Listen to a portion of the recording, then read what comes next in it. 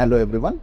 So one of the important tool in short-term market, that is money market, where government raises capital from the public or the customers through the intervention of RBI is nothing but treasury bills. Okay, T-bills, we famously call it T-bill. What is it? It's an instrument for short-term borrowing by the government. Government should borrow if it requires the capital funds.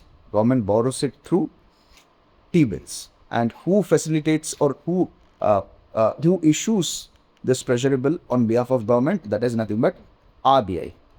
RBI issues treasury bill on the behalf of government. The bill is issued by the tender to the money market and to government departments through tap issues. Okay, it is issued on the tender to the money market, but for government it is through tap issues. Okay, so treasury bill and T-bills provides the government with flexibility and relatively cheap means of borrowing funds. Okay, so because of course there are intermittent reasons, or let's say contingent reasons, where government does not resort to long-term loans, but it has to somehow satiate its domestic requirement and all kinds of requirements at a shorter period. That is why this becomes a quintessential tool. So how does it work?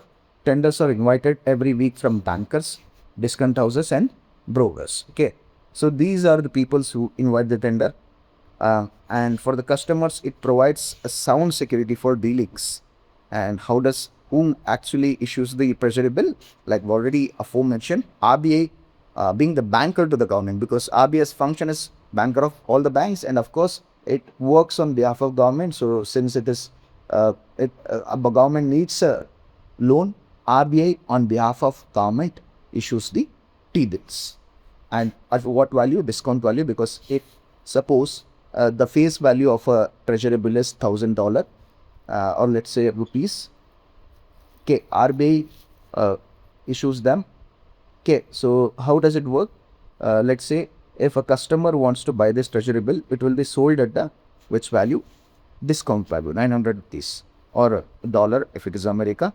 So when it is returned back, okay, when it is repaid, this 900 rupees is repaid after 91 days. Let's say the T-bill is of worth of 91 days, and after 91 days, if RBI, or let's say the borrowing is repaid with the interest would be somewhere closer to 1,000. Okay, initially it's sold at less than the face value, that is 10% less than the face value, and it actually repaid how much rupees?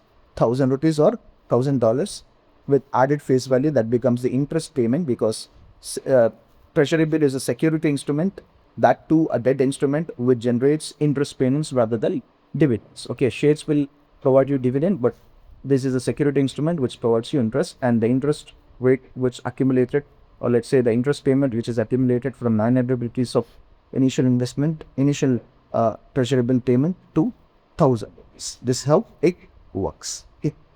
And of course there are 4 kinds of treasury bills. One is based on the days. 14 days treasury bill is there, 91 days treasury bill is there, 182 days treasury bill is there, and of course 364. So now the 91 days treasury bill is actually sold on weekly basis, and it is transacted on weekly basis.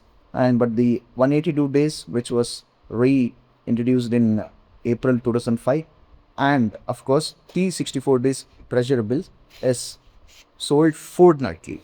That means 15 days once it is being sold. On behalf of whom? On behalf of a central government, who this operation is being conducted. Thank you for listening to this.